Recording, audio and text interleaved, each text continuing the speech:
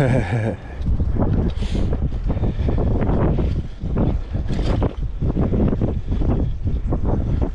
ho, ho.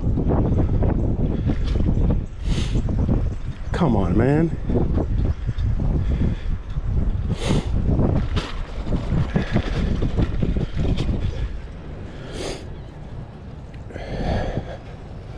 Morning.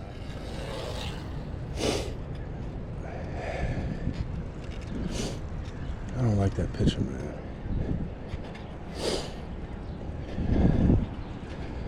I do not like that picture.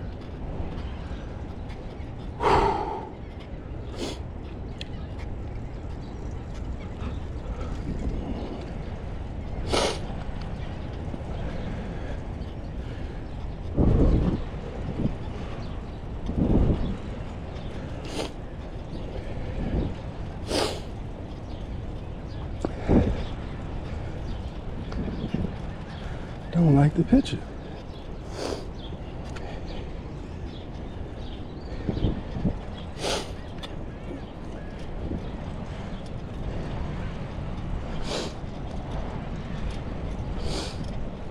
If I hit that fishing hole today,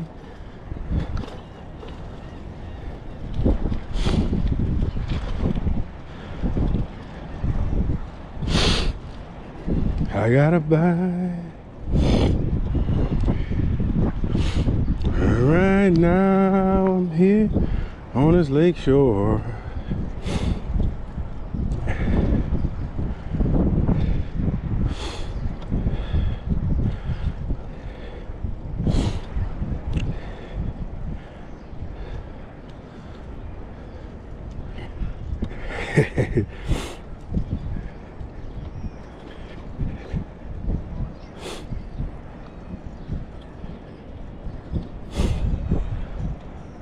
What's up, Mac? Good, bro. Having a good morning, man. The catfish been biting good, bro. Yeah? Yeah, man. Right down the levee. Okay. Yeah. Good to see you, brother. All right now. It'll all work out. It'll all work out. It'll all work out.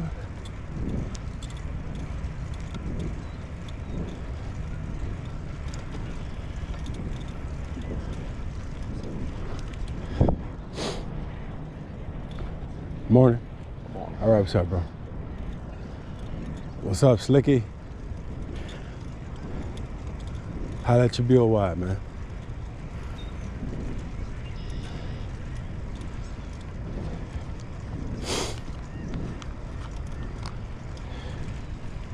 Man, this is late.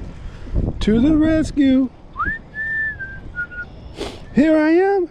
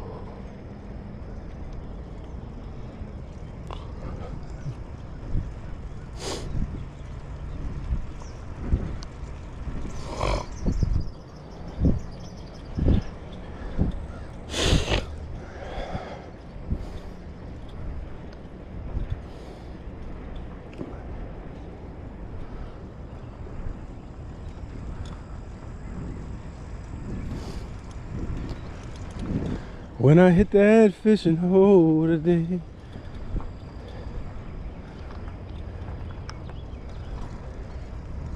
I'm gonna miss her.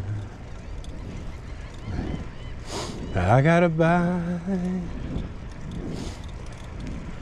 Right now I'm on this lake shore, sitting in the sun.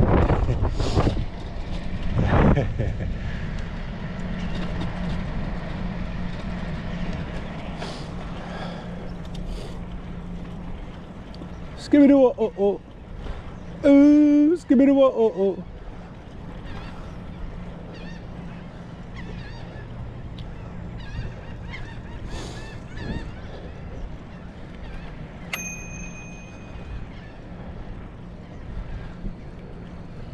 Morning. So I left my coffee at home this morning. Good to see you.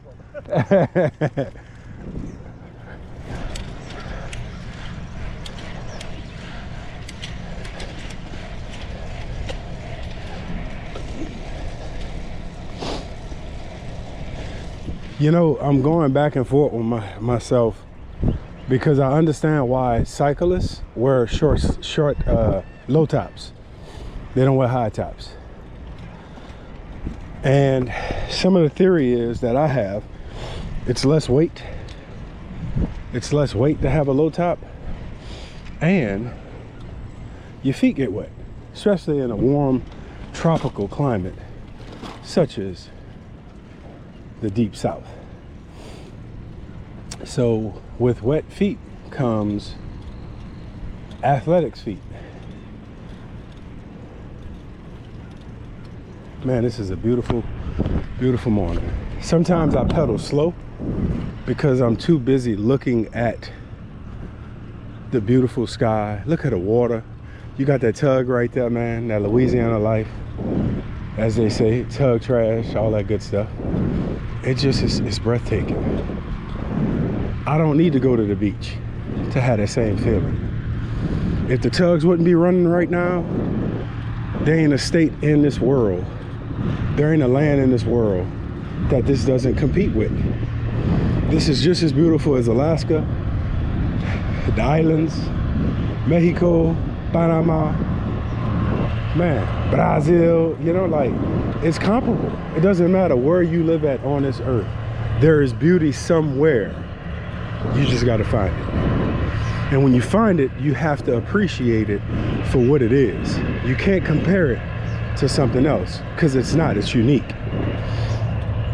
There was a guy, I'll tell you this little story, just to show you how powerful your vision is. There was a guy, beautiful wood ducks, man. Man, they beautiful, man. There was a guy who was hiking. And you know the typical hiker. I didn't plan on it. This happened, that delayed this. That happened, that delayed that. And this guy was actually in a bad way. His phone was dying. He had no Wi-Fi, no signal, no satellite phone, none of that good stuff. So what he did was he took a picture and put out a SOS via picture. He took a picture and put out a SOS. Some guy was watching the Facebook feed or whatever app he posted the picture on, needing help. And that guy knew exactly where he was at because of the rock formation. All right, morning, because of the rock formation. Like, I have rode this trail so many times that I'm trying to memorize this whole trail so that if I see a picture of this trail, I'll know exactly where you at in relation to where you at. Because I realized that goes natural with my personality. I look at details and I'm like, oh man, wait up, I've seen this before, you know? But this guy was able to save this guy's life just from a picture because he's seen it, he paid attention. And that's the point I'm trying to say. When you live in an area, pay attention to where you at, because that's the only way. Like these trees on this river batcher, this is beautiful, man. That big turtle down there, I hope that's a turtle and not a moccasin. But this is beautiful, man. And if you look at it with appreciation and thanks, and look at it to understand it for what it is. It's not Florida. It's not Alaska. It's not the Big Apple. You know what I'm saying? It's not France. It's not the Louvre. And it doesn't have to be, because everybody doesn't think that beauty is a beach, or that beauty is a hill or a mountain. Those folks from those places come here and they look at this and they be like, wow, this is beautiful. And you know what? I've heard that so many times. Folks go in the swamp. And to us, we take the swamp for granted, man. It's the swamp. It's not crystal clear water that you can see 75 feet down. It's mud bottom, little squirrel. It's mud bottom, you know? But we take the swamp for granted because we see it all the time. We take the sun is right about to pop up. Man, I should have waited back there. Man, it's right about to pop up. I might go on this dock, man. Forget that. Look at this sucker about to pop up. Man, I should have waited back there, but I checked my app and it didn't give me the official sunrise time. I'm gonna go down this dock, man. Got to. Take my chances. You heard me rolling dice. All they could tell me is, get out of here, get out of here. Man.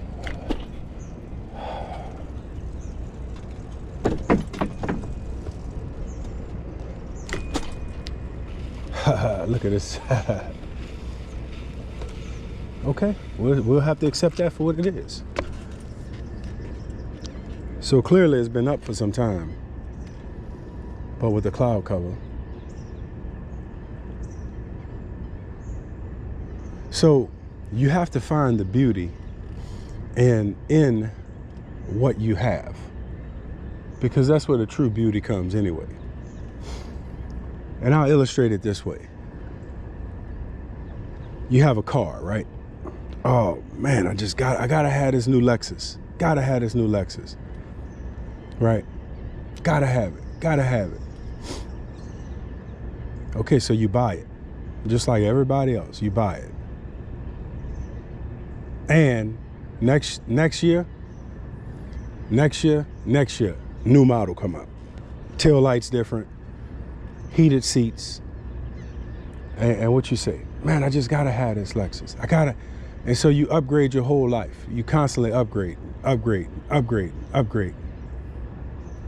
And then 20 years later, you see that original Lexus that you had to have. And you was like, man, that was a nice car. I should have kept that car. Now, some people do. Some people keep the car. And then in 30 years, they got an antique. And then everybody looks at that car like it's a brand new car again. And they're not even thinking about upgrading. They wish they had that.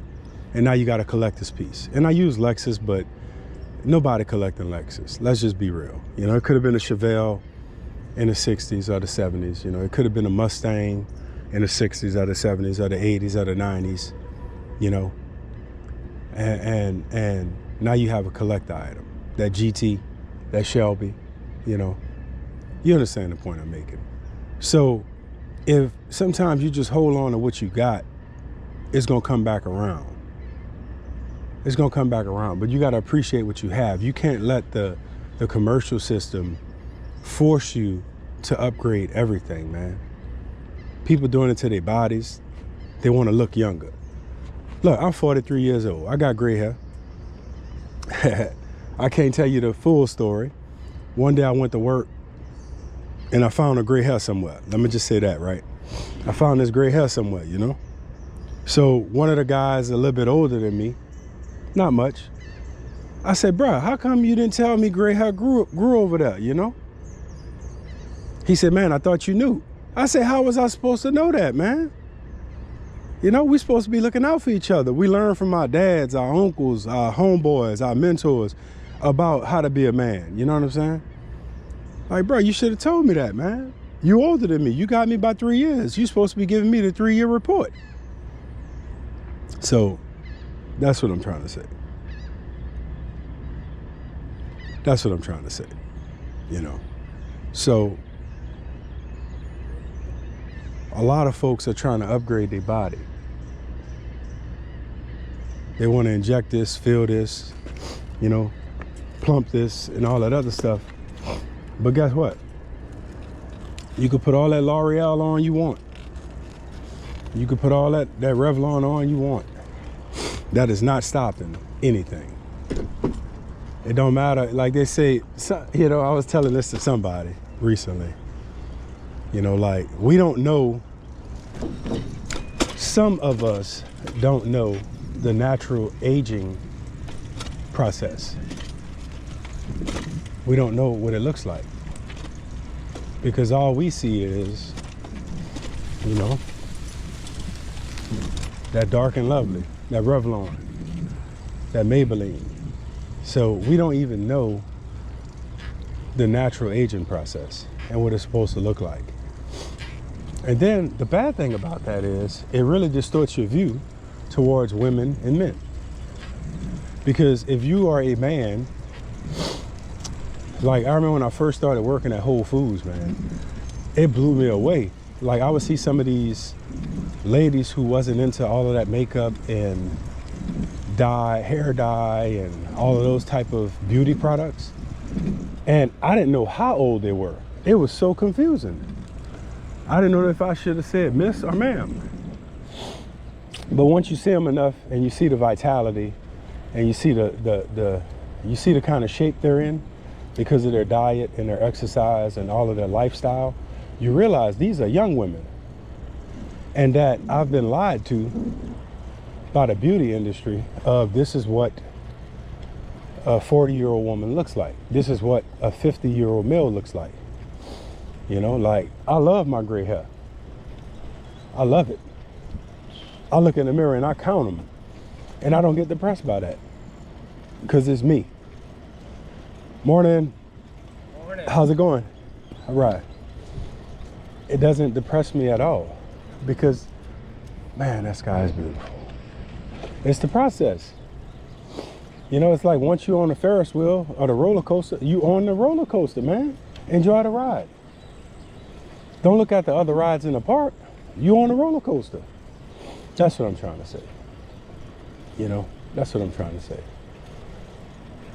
You look at a man and you'll be like, he old. Why? Because he has gray hair? That doesn't make him old. But at the end of the day, you keep breathing, you get old. It's not a bad thing. It's not a bad thing, you know? We just live in a society that wants to upgrade everything, including themselves, and that's not possible. So you put a veneer on, you know, and you think that veneer makes you more valuable, more attractive, more educated, more intelligent. Oh, and better than people because of a veneer. And it doesn't, man. It doesn't. It really doesn't. Some of us see right through that veneer. And we think y'all are shallow people. We think y'all are insecure people. We think y'all are broken people. But you know what? We don't judge y'all. We want to help y'all. We want to empower y'all. And that's the facts. That's not all of the facts. I can't say that dogmatically, but that's some of the facts, you know? And my grandmother, tell you a little story about my grandmother. So my grandmother she was born, she was a little girl. She was a little girl big enough to understand the world when Emmett Till was horrifically murdered. She remembered where she was at when she heard her grandmother scream when they played it on the news. She was in the front yard. She ran inside and, you know, she was told what happened to Mr. Till. You know, like, wow, my grandmother remembers that. She also met Malcolm X, you know, a few times, because whenever he would come to New Orleans, you know. Anyway, my grandfather was Muslim. He's deceased now.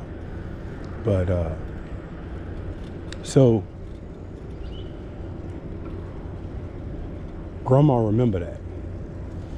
She remember colored. She remembers the N word and how it was used to degrade, to rob, to create insecurity, to shatter, to destroy the mind of a people that had a pigment. You know, she remembers this. You know, Leah Chase tells a story, Leah Chase told a story of how, of food and racism. She told a story of food. Morning. Hey. All right, brother.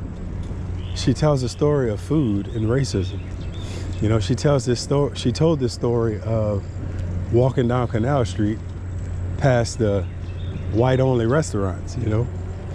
And, you know, she's like, Mama, that food sure smells good. And this is not a direct quote. But she says her mom told her to protect her from the ugly side of, all right, good morning, to protect her daughter from the ugly side of human adults, the worst kind of humans. She told her daughter, hey baby, the food not good though. And believe it or not, that powerful statement did not negatively influence Miss Chase. It did not. At the point, or at the age she was at, it protected her dreams. It protected her aspirations. It protected her from insecurities about the color of her skin. That's it, just the color of her skin. It protected her from that. And so my grandmother lived at this time period where things were blatantly different, you know?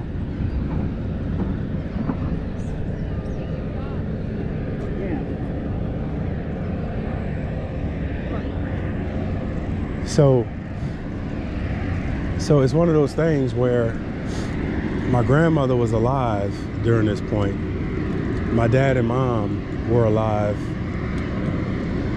during this point. They grew up during segregation, you know.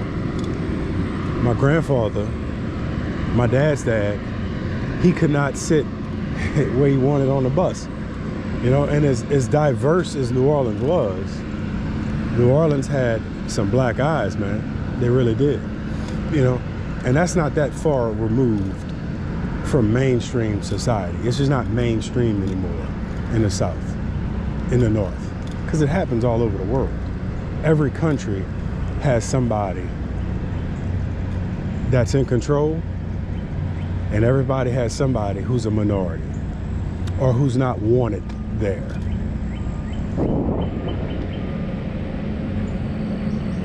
Who's not wanted there. So, you know, we're not gonna fix this problem, you know, but I'm just telling you a story. So my grandmother, she lived through these moments, and because of her experience, when we were small kids, and she was a much younger woman, she would always say words of affirmation. And that's the point. I remember my grandma telling me, she said, don't let nobody tell you your body not beautiful. You know? I didn't even know what that meant. I didn't even know what that meant. But that lady was empowering me to not have insecurities about this, about the way I look.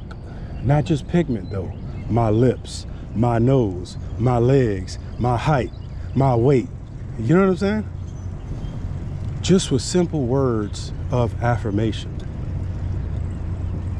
My grandmother changed my life. Because there was a lot of times I didn't like how I looked. You know? There was a lot of times, what's up, bro? There was a lot of times I didn't like how I sound. There was a lot of times I felt too short because I'm 5'9", I'm not 6 foot. There was a lot of times I would have changed my appearance if I could. Like that, you heard me? I'd have changed it. But now that I'm 43 years old, man, I was dumb. Man, I was dumb. So words of affirmation, they will have an impact on the mind of the youth. And I'm gonna go a little deeper, just a little bit deeper. So when my daughter was born, my wife, she's a makeup girl, you know? She's a makeup girl, and she looks nice. She looks nice. When I met her, she was a makeup girl. And you know what? I liked it. What's up, bro? I liked it, you know? Liked what I saw. But, you know, we get married. We introduced this bundle of joy into the world a few years later. And I never, I never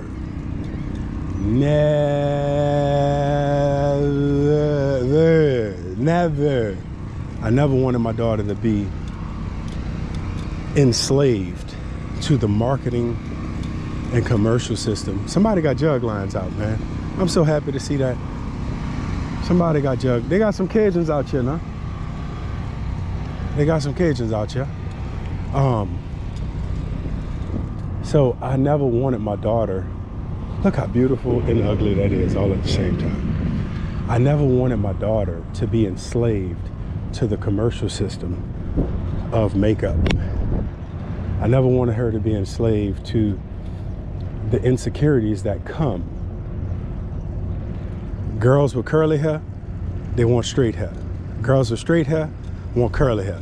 Girls with black hair want blonde hair. Girls with blonde hair want black hair. It is ridiculous. It is ridiculous. But as a parent, as a grandparent, as an uncle, as an auntie, as a cousin, words of affirmation can really help a kid.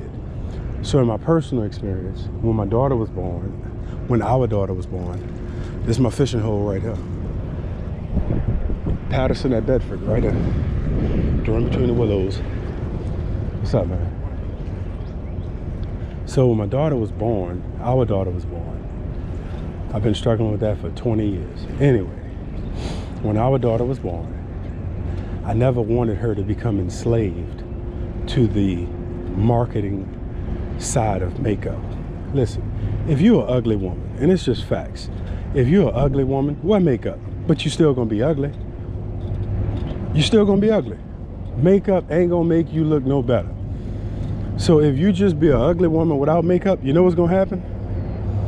We're gonna love you.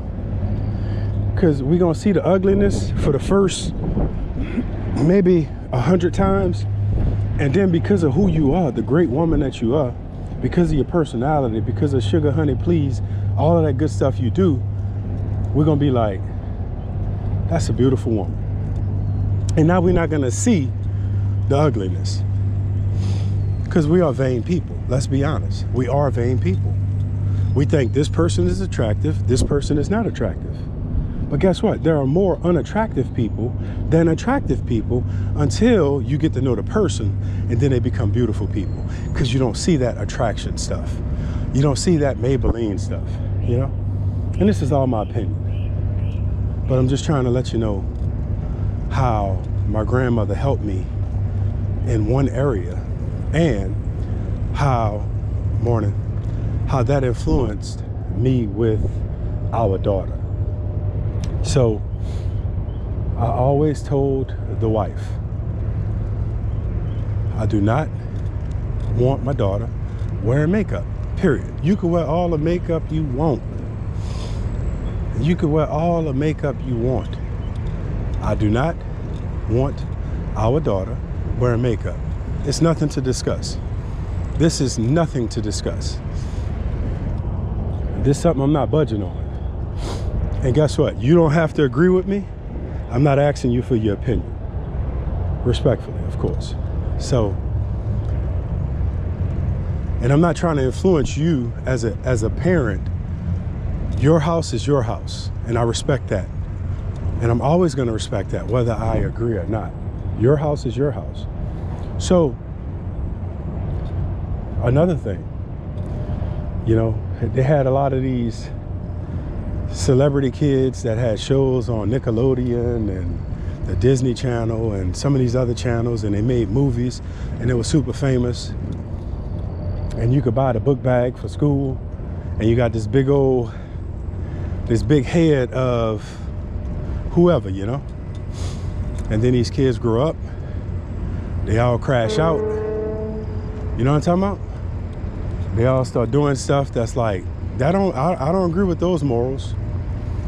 Oh no, So we never let our daughter have a book sack for school that had this big old face of one of these child stars on it. Never. Wasn't gonna happen. Because subtly, when you allow your kid to have, and I have no science to prove this, but when you allow your kid, but I do understand human behavior, when you allow your kid at the most impressionable time in their life want to look like something different, it's going to confuse them and cause frustration in their life. It really will. It's going to confuse them and cause frustration in their life. And a lot of kids, I think it's called body dysmorphia. Don't quote me, I'm not a doctor. But a lot of kids don't like the way they look. And some of that is because of a lack of understanding why they look the way they look. It's because of influencers, the media, movies projecting a certain image as Vogue. And it messes kids up. So you may not realize it, but when you allow your kids, and look, do what you want. I'm not telling you, I'm not raising your kids. I'm not raising your kids. That's your responsibility. But when you allow your kids to do certain things, it affects who they become. And it can be negative. It can be positive too. But in most cases, it's just going to feed into insecurities that they're going to develop. You know? So I tried to curb that. So just to make you laugh right quick. So the other night, we were somewhere and my daughter was looking really nice, beautiful, right?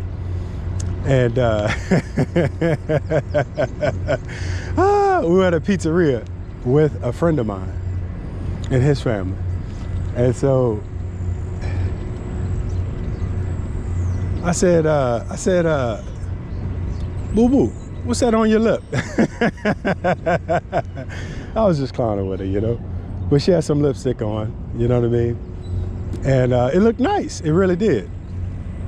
But I don't need my daughter to feel beautiful just because of a lipstick or an eyeliner or a blush or a foundation or a mascara or hair dye or a certain hair color, because that's not going to help her long term. And I think that we need to rethink some of the things that we allow our kids to really consume themselves with, because it's not healthy.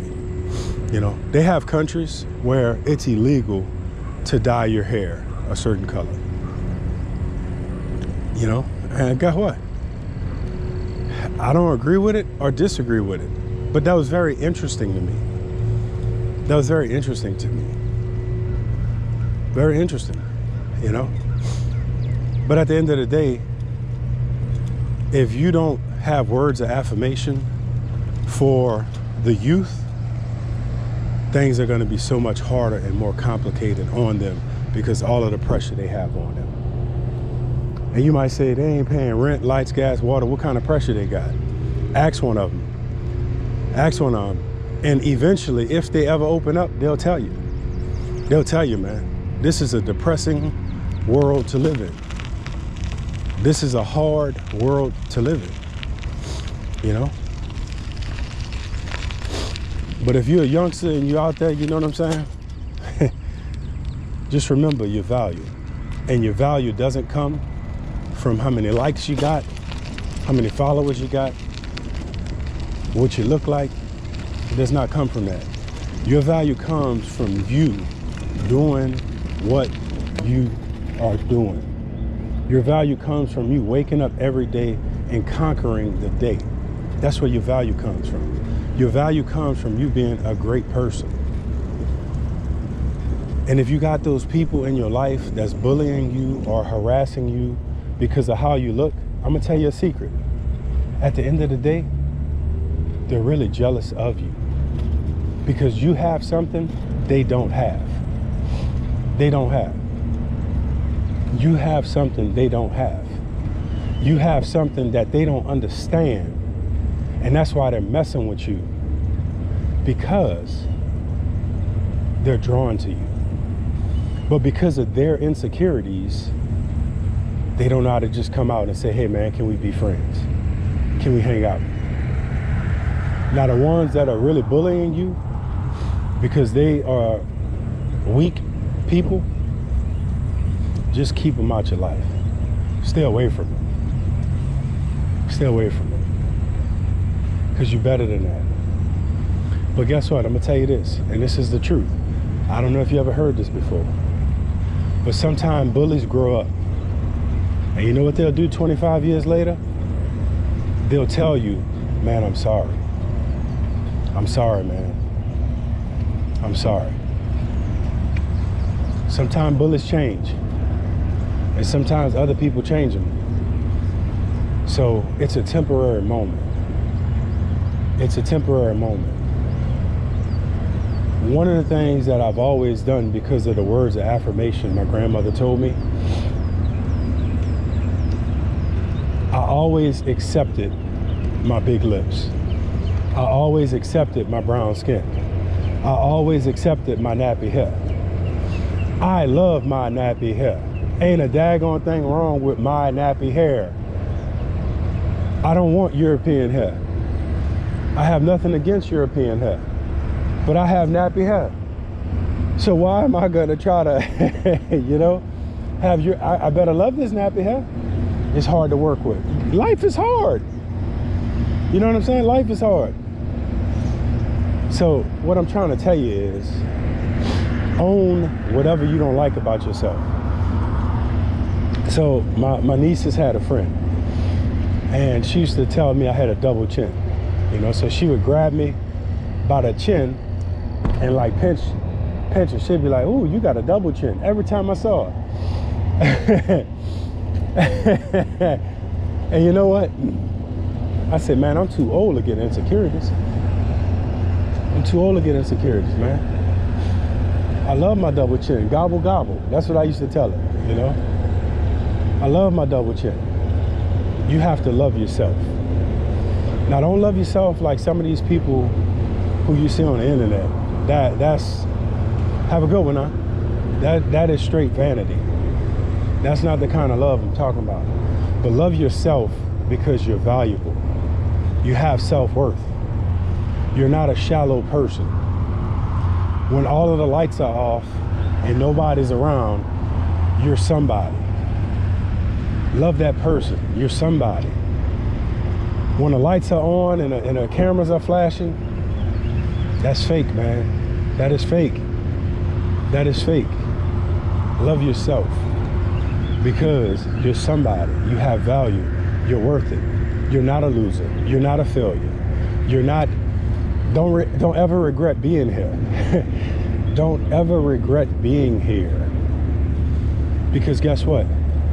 The best is yet to come. You are gonna touch somebody's life at some point in your life. And because of the experiences you went through, the hard experiences, you're gonna be able to help them. Because you got bullied, because you got picked on, because your lips big, because your nose big, because your skin black.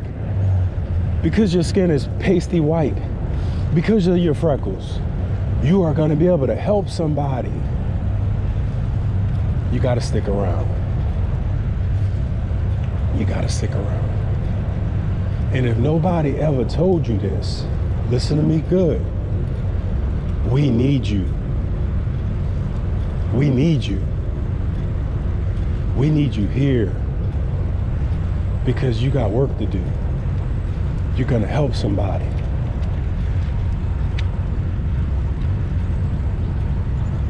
Tell you a little story.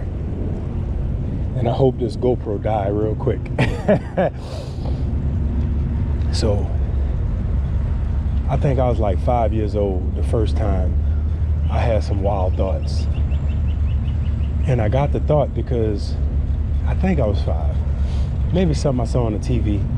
But I distinctly remember being in school and they had this guy. This was during Nancy Reagan's Just Say No crusade. I know she saved a lot of people, you know what I'm saying? She really did. So this guy took like this blue substance. And next thing you know, he went on top of a building and tried to fly. And you know what happened, right? So I was like, dang, this dude just, you know? So that kind of messed me up. But it also put thoughts in my head as a youngster, you know, about mortality and stuff like that. And I remember like thinking a lot about that, you know, for years after that. And so I've had low moments in my life as well, you know, where I wanted to fly. I want to get away. I want to fly away. Yeah, yeah. You know what I'm talking about? So I've had those moments, right? And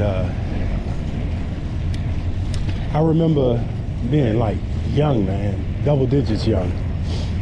Before I was 15, young, you know, wanting to fly. And I remember one day I was at work as a man, 18, and I had this guy told me, like I went to the tool room for something, and I turned the corner after leaving the tool room, and this guy is bawling, crying. I'm like, bro, what's happening? He said, man, I'm gonna go home and I'm gonna take myself. He said, I'm gonna go home and I'm gonna take myself. And he was from the country, you know? I didn't know what the heck he was talking about. But he said, I'm gonna go home and I'm gonna take myself. And I was like, okay. Hey, Ulysses, what's up? What's up, Travis? Look at the fellas, man, getting it in. So I was like, you gonna take yourself? He said, yeah, man, I'm gonna take myself. And that's when I understood he wanted to fly, you know? So, man, I hugged that dude.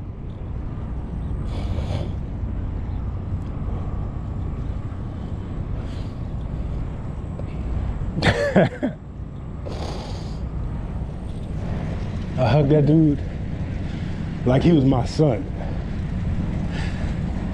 Hey, Mr. Vernon.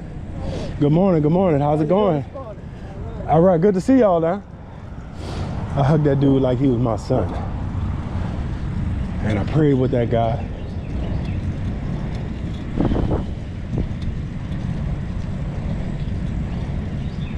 Man, about 15 years later, I was like in Napoleonville somewhere, deep in the country, man.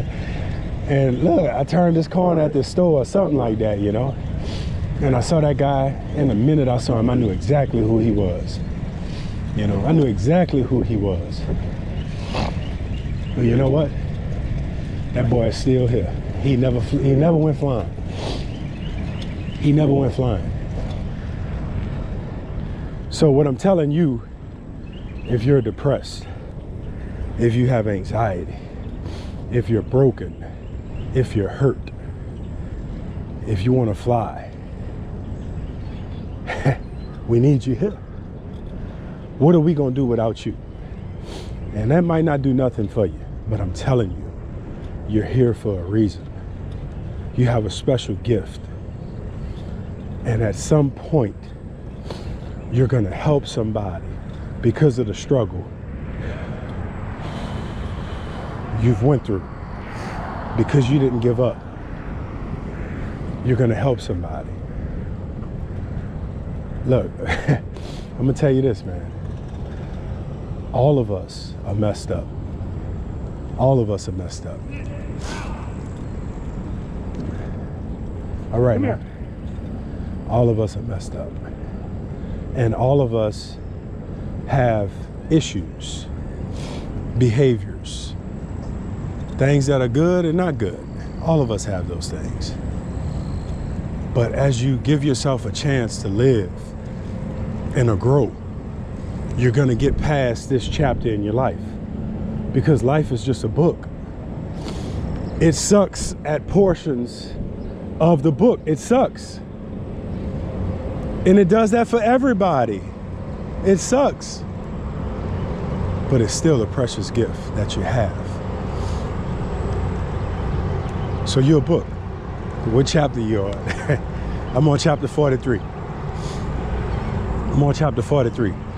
I don't know what's gonna be my last chapter, but I'm on chapter 43, you know? My homeboy on chapter 70 right now. He's on chapter 70 right now. But, mark my words, you're gonna help somebody because of the experiences that you've survived. Because guess what? It's not just about you. At the end of the day, it's not just about you. Because you ain't by yourself. But if I would have flew when I was a young teenager, like I thought about, I couldn't have helped that guy who was ready to fly, who told me he was going to take himself. I couldn't have helped him. And sometimes when I want to fly, I just put on that Lenny Kravitz, man, and I get away.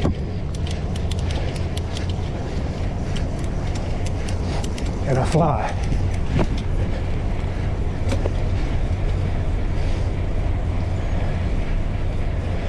And I run. And I move.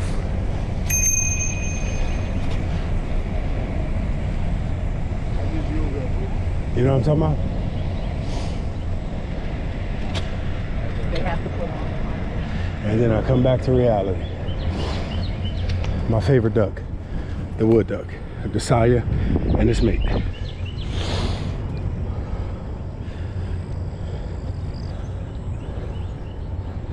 The sun rises every day and it sets every day. Times and seasons.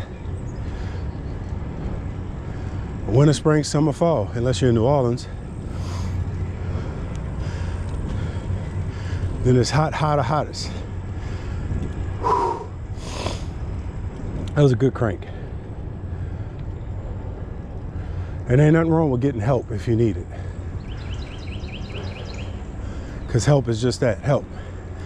And if the help not working, you gotta stick it out. You gotta stick it out until the chapter changes in your life. Some chapters are short. Some chapters are real short. And some chapters are long. And he like, God, dog, I feel like Squidward. I'm the most miserable man under the seen, SpongeBob.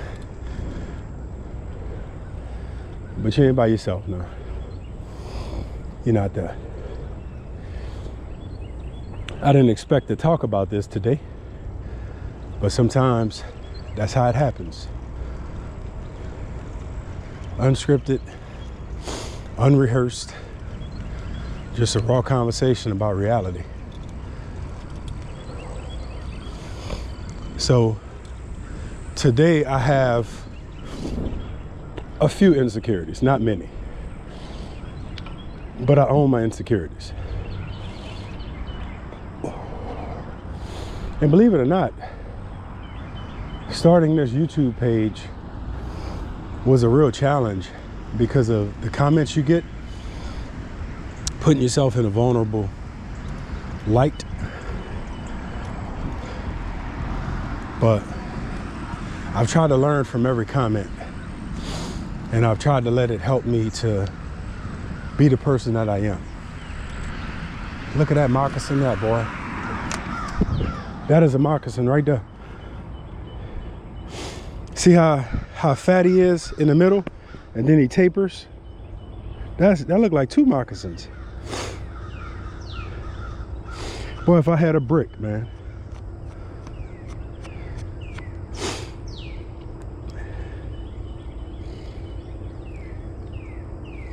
Now, to y'all, that might just look like a stick, but that's a Louisiana water moccasin. And he in the lazy river right now taking a stroll. And because I gotta show y'all I ain't lying. As the young people say, capping.